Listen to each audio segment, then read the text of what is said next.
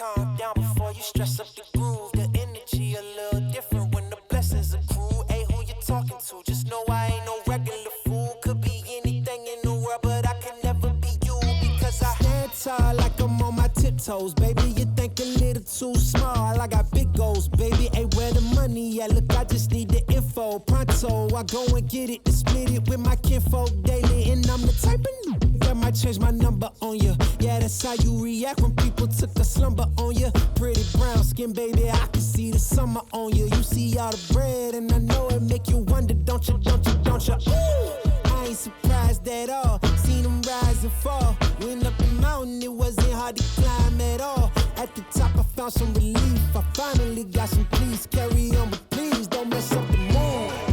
Yeah, I worked too hard for it. No, I need it, beat it, before you mess up the mood. Yeah, ooh, I worked too hard for it, and I need it, so please don't mess up the mood. Don't mess up the mood. Don't mess up the mood.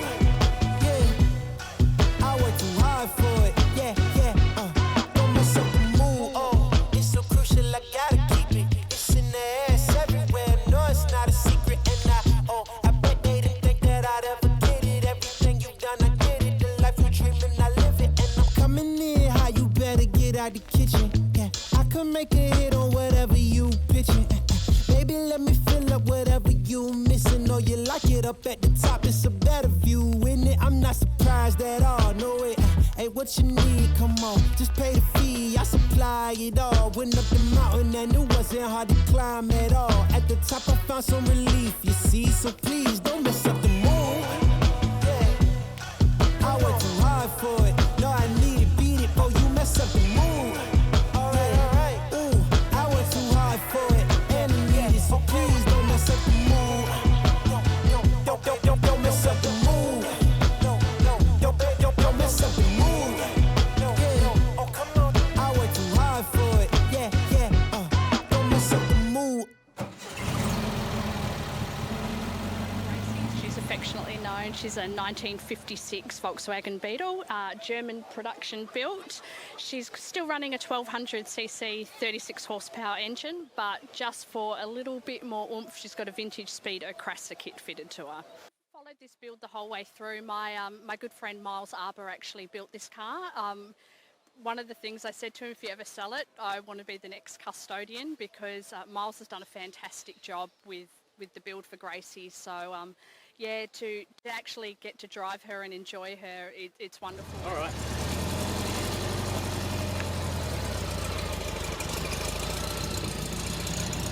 About as bad as that?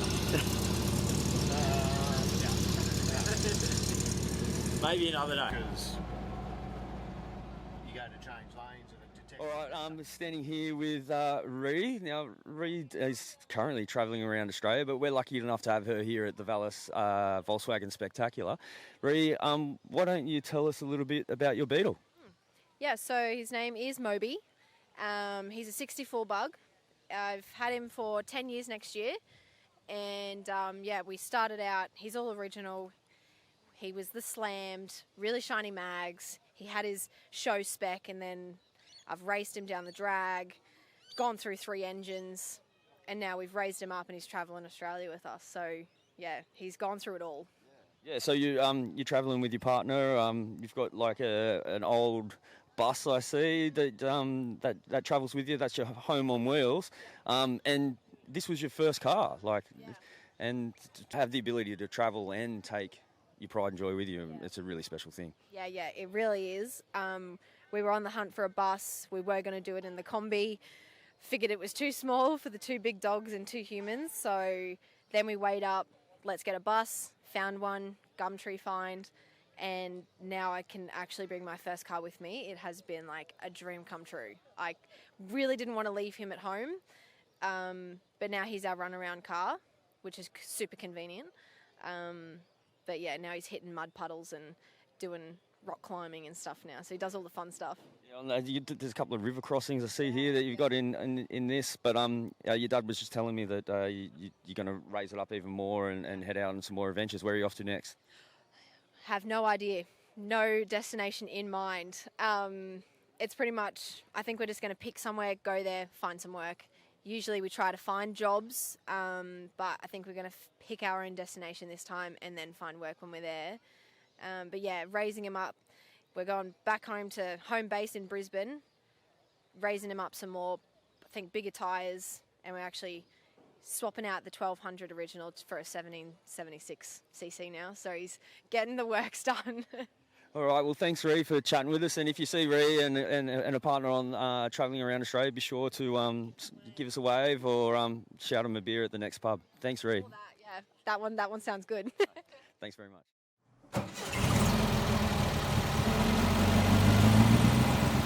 All right, now I'm just standing here with Alex and Ginger. Alex, welcome to the show. Why don't you tell us a little bit about your pride and joy? Yeah, okay. Bought it about 7 years ago. Bought it with 2 cars as a package deal, and sold the other one that I felt I wasn't going to do anything with, and this one I pursued it. And just over the 7 years, come up with some ideas, and didn't want to go the norm. Didn't want to put a carpet kit in it, so I got some hides and did it all myself. Made what I made. You know. Didn't have to paint it. That's the main thing. So it was a quick, easy resto. Yeah, you mentioned before that you're a panel beater by trade, and I suppose like not having to worry about that on weekends. Yeah. Rust-free floor and as original as it is. Yeah. Why don't you tell me about some other the quirky parts that you've completed on the car? It all started with the floor. The hide just fell into place. One of those big cow hides you find on the floor in a house. Threw it in and it just fell into place. And then I went with the engine bay and the boot, just kept going with it. And then I made the flash by hand. All that chrome is by hand, and hours and hours of polishing and bending and stuff the hide in it. Yeah. And you've been here most of the week. Have you? Yep. What's your favourite part of the week been so far? Oh, standing around the fire at night having a few drinks, talking shit. Yeah. Well, you're doing all right, mate. All right. Well, thanks very much for talking to us today, and hopefully we'll see you at the next Volkswagen Spectacular. Definitely will. So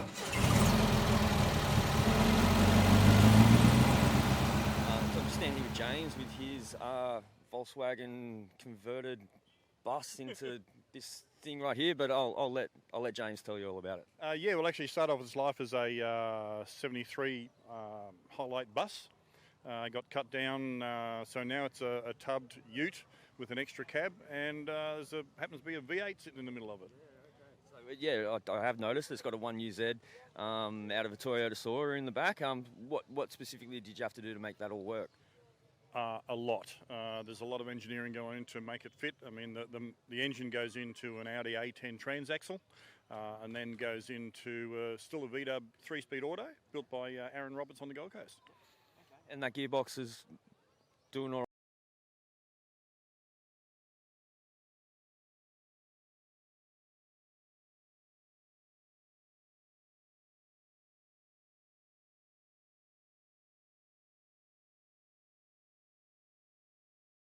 right. Yeah, Aaron builds a good gearbox. So when I told him what I was doing, he went, "Yeah, I can build one that can handle that power." So yeah. And I'm just standing right here, and I can see that the full custom dash. So it's running a 3-speed auto with. It's got a quick shift kit on that? Or? No, it's just got a B&M shifter on that.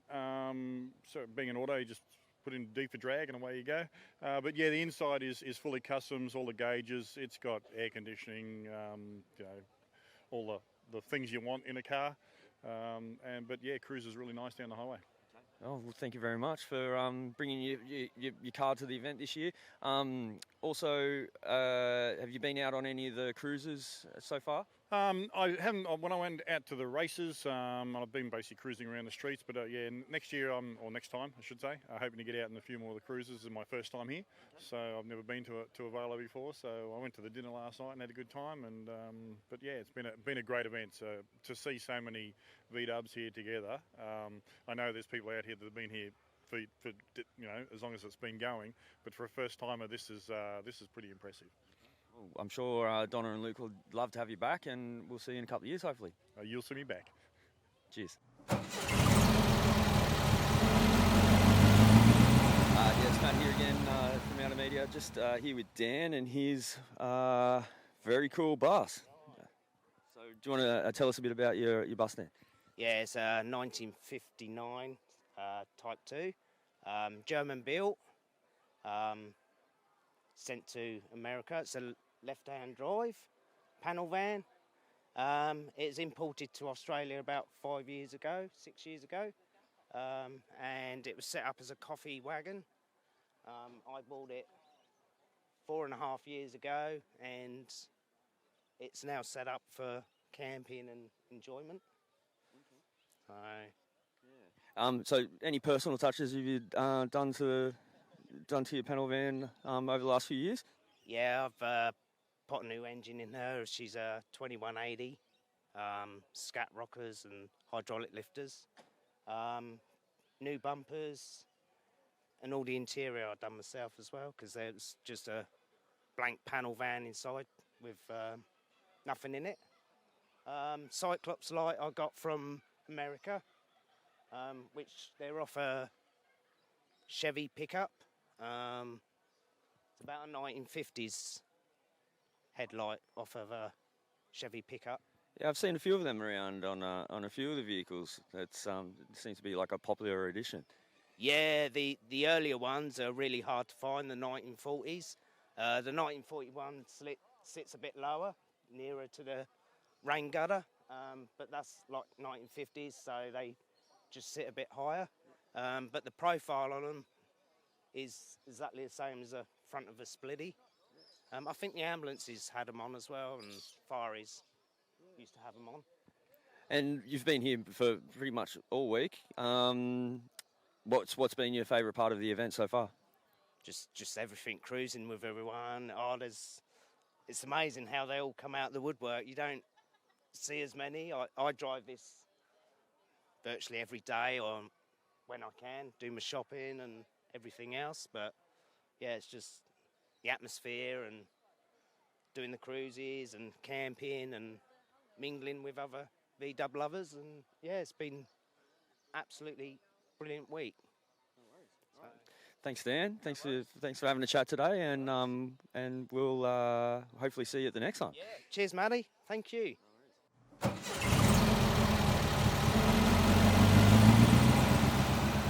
All right, it's Matt Baker here from Out of Media. We're just here with Adrian from Dubsmith Garage at the Volkswagen Spectacular. Adrian's been here all week, and these are some of his spectacular buses.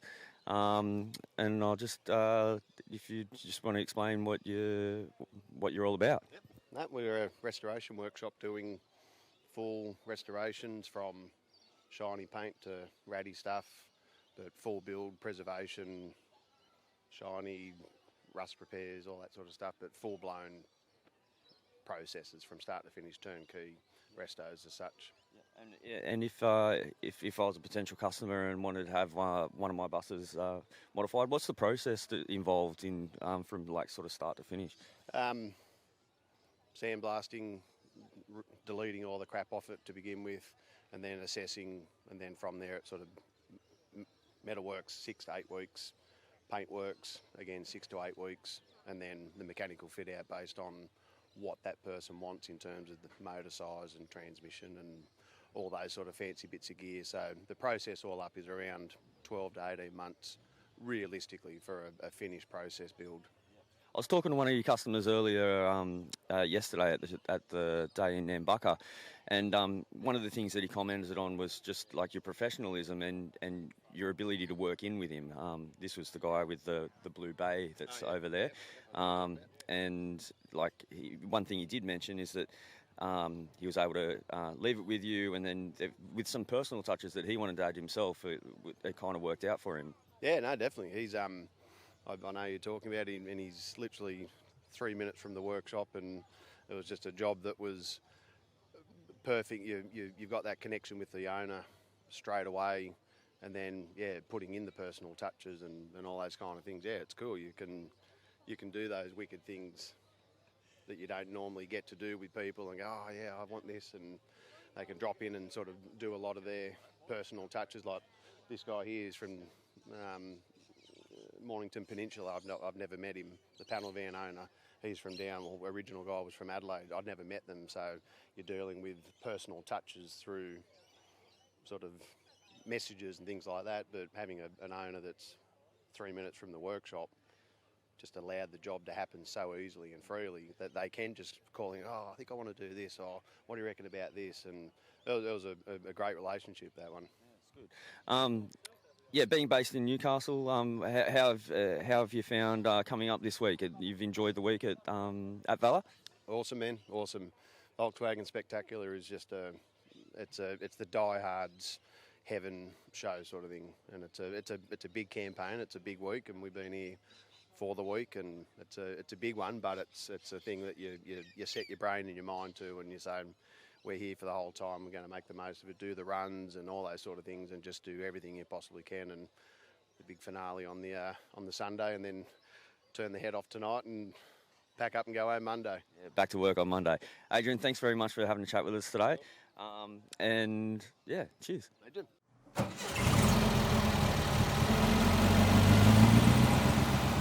And now I'm here with Craig from Volkswagen Magazine. Craig's the editor-in-chief at the magazine. Coffee maker, janitor, dog's body. So yeah, the whole lot. Toilet cleaner. Yeah, well, doesn't as often as it should, but yes. So you've had a long affiliation with the Volkswagen Spectacular over the years? I have for about the last 20 years. The magazine's been going for 18, so I was a Volkswagen person before that. The magazine was a natural progression when I stopped working overseas in America. I came back here to find there was no magazine. Sounded like a good idea, and it's just steamrolled from there. Very good. So 18 years on the trot with Volkswagen Magazine. What have been some of your highlights over the years? Oh man, that's really hard to pick. But I think one of the things about the community here is that they just make you welcome. So when I decided to start the magazine, it was just encouragement from day one. But the good thing about the magazine, it just opened my eyes to a few things like motor racing. I got into open wheeler racing with the Formula Vs, and then the sedan racing. So the whole kit has just been a really wonderful journey, and still going. So obviously this is probably one of the biggest Volkswagen events in the country, if not the Southern Hemisphere, if not the world. What's your highlight been this week? I think it's just reuniting and making those connections that have been dwindling in the last couple of years to actually see the people that are still in the hobby still here. And that's been a fantastic little catch-up. And particularly when you consider that some of these gentlemen and ladies have been in the business for 30, 40 years, it's still great that they've been able to mix in with the crowd and are still relevant today with the hobby. So, yeah. So you got a couple of cars on the stand today. Can you tell me a little bit about the Beetle? This one belongs to a reader of mine, Ian Flood, who came across this one again, sitting in the back of a shed with boxes on top of it, in an ad in the classifieds that you have to follow up. Regardless of whether you think it's just going to be something that you don't want, you still have to go and have a look at it. When the guy said cabriolet, he thought it would have been a aftermarket chop top with a roll bar. It turned out to be a genuine 1965, and we've been following his build. And today the car is featured here on the stand simply to show people what it looks like after all those years of putting it together. It's quite an amazing car, especially for it to be all factory. It's something to be really real. This one in particular, being 1965, was a 1 year only for most of these parts. So Ian spent a lot of the time just searching out parts that only fit this particular model. So the journey for him has been not so much putting it together, but just finding out why this was 1 year only, and then where are those parts available from. He's found them. So, yeah. Very good. Well, thank you very much, Craig, for speaking to us today, and hopefully we'll see you in a couple of years' time at the next event. I'm pretty sure you will. So yeah, thank you. Thank you.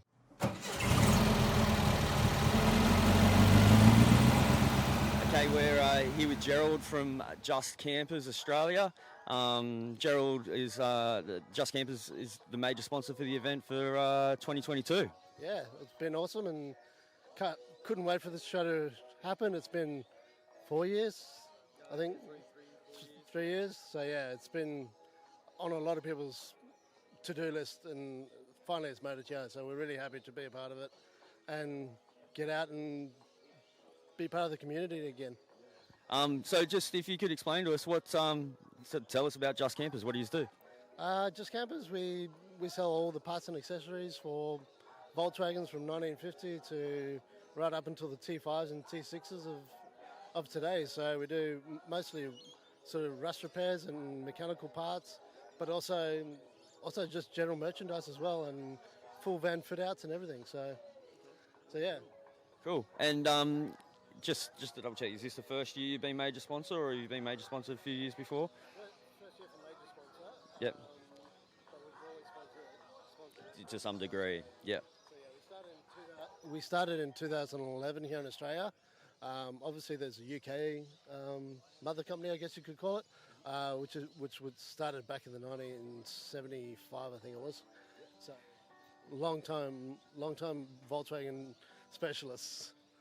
So it's some of the products you've got some of them on display here. I'll cut in and do some of that kind of stuff. But one thing that did catch my eye is the specialised tents and that are specifically for setting up against your van. Can you tell us a bit about them? Yeah, we do driveway awnings, which is something that we noticed quite a few years ago, that we didn't have an Australian version of a driveway tent. So we went into production and we looked at all the variations around the world, and we came up with our own Australian version, which is like full open fly screens and windows, and basically totally freestanding, that you can drive up, put all your stuff in, and get out to the shows and leave all your stuff secured in a driveway awning. So yeah, one of the big products that we brought out in, I think it was 2015. So it's been going on quite a few years, and yeah, we sold quite a lot of units. So. And did you get a chance to get out on any of the cruises or anything during the week, or? Unfortunately not. We turned up on Friday, so we set up and we went out to the Nambucca lineup yesterday, and we had a look around and then back out for work. So no, we don't get much of a chance to get around it these days, but hopefully we'll get a chance to see the cars at the show today. I'm sure Donna and Luke are very happy to have Just Campers as sponsors, and we hope to see you in a couple of years' time. Yeah, absolutely. No, we'll be out for sure. Love it. Thank you very much for your time.